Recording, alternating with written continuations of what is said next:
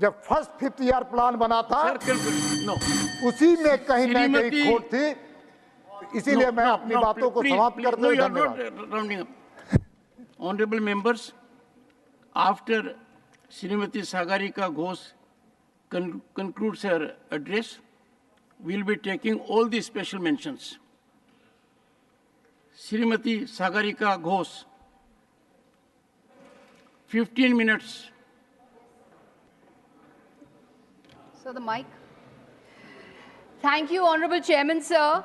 I rise to speak on behalf of my party, All India Trinamool Congress, on the union budget presented by the Honorable Finance Minister. Honorable Chairman, sir, inequality, inequality, inequality. This is the fundamental crisis facing our country today. This inequality crisis has not been addressed by this budget, nor has it been addressed by the previous 10 budgets of this government. The government is constantly telling us it is pushing us into more and more growth, but it is pushing us into more and more inequality. This government is pushing us into the inequality trap, what I call the inequality trap. Sir, the Paris-based World Inequality Lab has said in its 2024 report that India's billionaire Raj has replaced the British Raj. The billionaire Raj has replaced the British Raj. India is more unequal now than it was in the 1920s, in the colonial period. Honorable Chairman, I want to repeat that. India in 2024 is more unequal than it was under colonial rule in the 1920s. That is the catastrophe of inequality facing us. That's why budgets need to be about real people, real India, real issues, not about fantasy land, not about Disneyland. Here are some facts about inequality, sir. The top 1% of India controls 40% of the country's wealth. Real earnings of regular salaried and self-employed have declined or remained stagnant. The Honorable Finance Minister claimed that GST has benefited the common man. But, sir, the truth is 67% of GST is paid by the poorest 50% of India. Shame. India is a country where 800 million people, sir, still depend on free food. The budget needed to challenge, needed to address this inequality trap. It needed to tackle the inequality trap. It has failed to do so. I want to present 5 examples of the inequality trap. The first, the inequality trap with regard to states. The second, the inequality trap with regard to rural areas. The third, the inequality trap with regard to jobs. The fourth, the inequality trap with regard to wealth and income. And the fifth, the inequality trap with health and education. The states. First, the inequality trap on states. Sir, this is a union budget meant for 28 states, 8 union territories. Yet the specific focus on Andhra Pradesh and Bihar shows that this government is looking to appease its newfound allies. Look at the allotments made for Andhra Pradesh, the allotments made for Bihar, the huge financial package for Andhra Pradesh. We wish the people of Bihar and Andhra Pradesh the best, but can you discriminate against some states and make special provision only for 2 states simply because you have forged a coalition with these states at the center? This is the same government, sir. I have to remind you, this is the same government that went back on its promise of special status for Andhra Pradesh and Bihar. Now, for political convenience, the government is bestowing largesse on these states. This unequal allotment is against constitutional democracy. It is constitutionally immoral. It is ethically repugnant. It is economically ruinous. This is not cooperative federalism. This is discriminatory federalism. The finance minister talked about Purvodaya, look east, act east. But what is the government doing in the largest state of eastern India? Bengal is under siege. Bengal is facing an economic blockade. Bengal has not received Narega funds since December 26, 2021. Bengal has not received Narega funds. A massive over 1 lakh crore is due from the center to Bengal. The FM talked about PM Awas Yojana, but for Bengal, funds have been withheld under the PM Awas Yojana for 11 lakh sanctioned homes. 7,000 crore. 7,000 crore has been withheld from Bengal under the National Food Security Act simply because the center wants certain pictures and logos on those centers. Why this economic siege of Bengal? It's not just Bengal, sir. My friends from the DMK are here. It's about Tamil Nadu. It's about Karnataka. It's about Kerala. My friends from the Shiv Sena Uddhav Thackeray faction are here. It's about Maharashtra. Every citizen, whether from Manipur to Maharashtra to Punjab to Kerala, has equal rights to the funds of the government of India. Why is the federal spirit being compromised? What is needed, sir? I want to make a suggestion. What is needed is a time-bound, transparent audit of all the centrally sponsored schemes of the center. Will the government give an assurance to this House of a transparent, time-bound audit of all centrally sponsored schemes across states? Second example of the inequality trap. What is this? Second example of the inequality trap. The inequality trap in the rural areas. So when the government is asked about a legal guarantee for minimum support price, the government's economic managers say this will cost 17 lakh crore. Honorable member, I urge the Parliament to control his member. This is not the way to please take your seat. This is not the way. Why are you interrupting? Sir, no viability. Why are you interrupting? I don't appreciate interruption. This will not happen.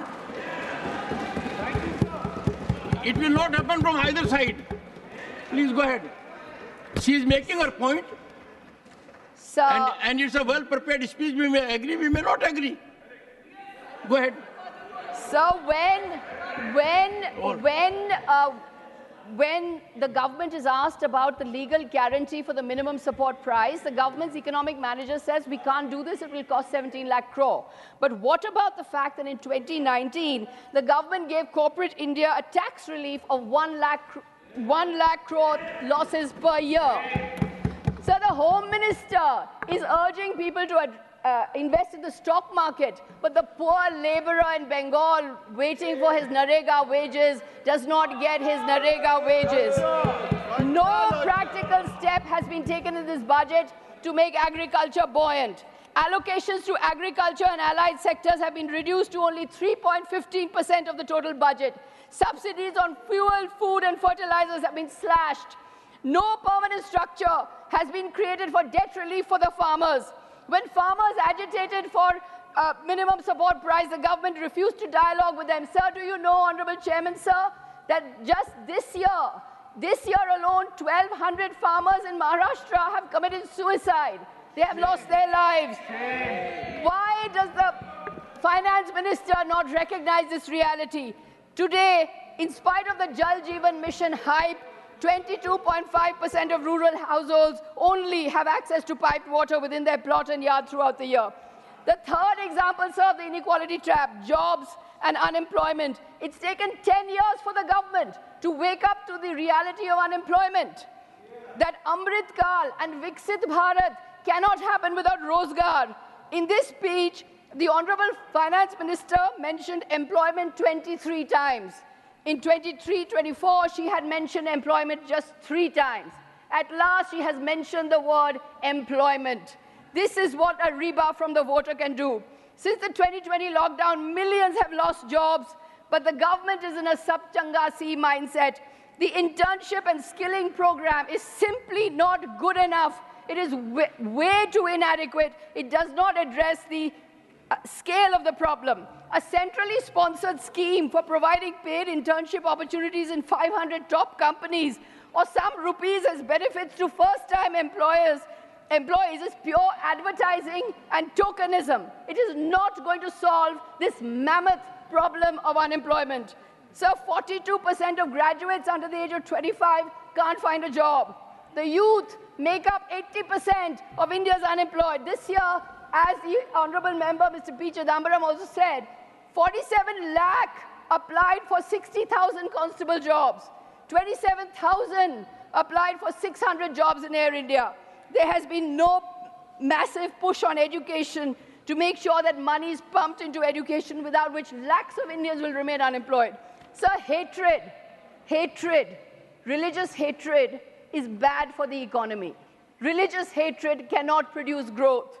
Recent orders were given to deny livelihoods to people on the basis of food habits. This Supreme Court has struck it down, but India can only provide jobs when we build social harmony. Joblessness is very high among the disadvantaged communities, among Dalits, among Muslims, other privileged groups.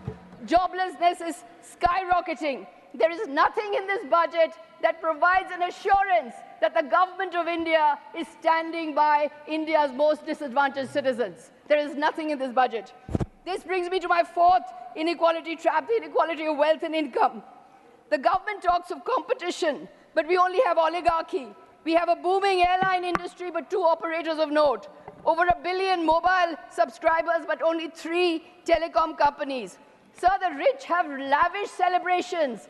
The rich have lavish weddings, lasting days, but only 50% Indians can afford 3 square meals. We are at 142 out of 197 in per capita income.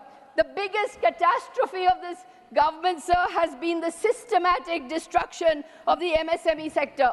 According to the government's own data, more than 35,000 MSMEs have closed down since the COVID pandemic. How does the government intend to address the income gap when those who are the most vulnerable to changing economic tides are the least protected? What protection is there for MSMEs in this budget? None. There has been no change or relief on the 45-day payment rule, which is hurting MSMEs as it is leading to cancellation of orders. Other than a sketchy sentence on rationalizing GST rates, no specific measure has been outlined in this budget for the revival of MSMEs. What stops the government from cushioning MSMEs the way it is cushioning India's top corporates? Incomes will not rise until the unorganized sector is given the greatest, the top, the foremost priority. Prioritize the unorganized sector now. Do it now. To add to the woes of the ordinary citizens, sir, the budget has abolished the benefit of indexation, which now means a huge tax burden on all assets acquired before 2001. The burdens of real people have only increased. Wage earners and salaried taxpayers have been given little relief. 3 words are not mentioned in this budget, sir. 3 words: railways, minimum support price for farmers, and Manrega.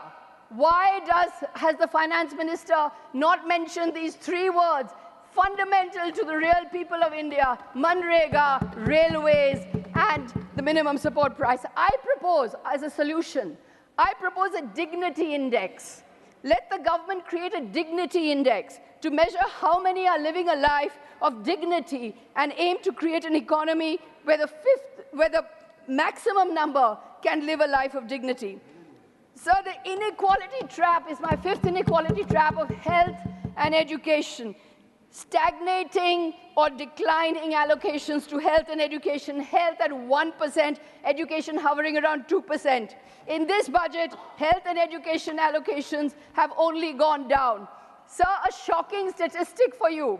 The UNICEF has said that India is the 2nd largest country with 0 vaccinated children. In 2023, 1.6 million children did not receive any vaccine at all.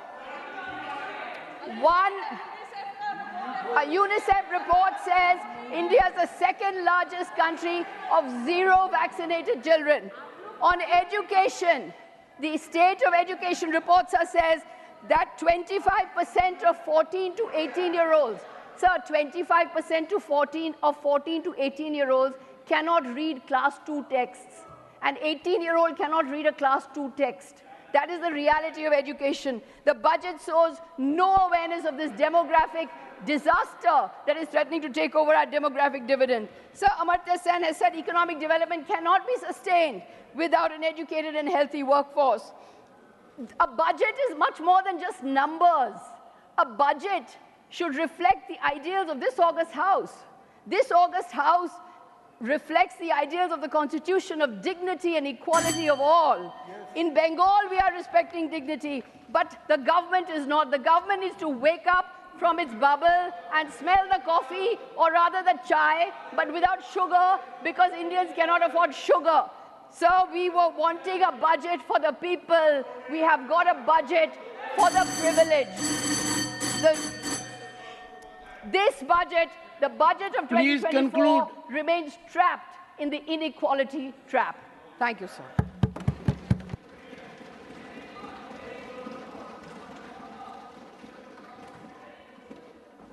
Special mentions, Shri S.D.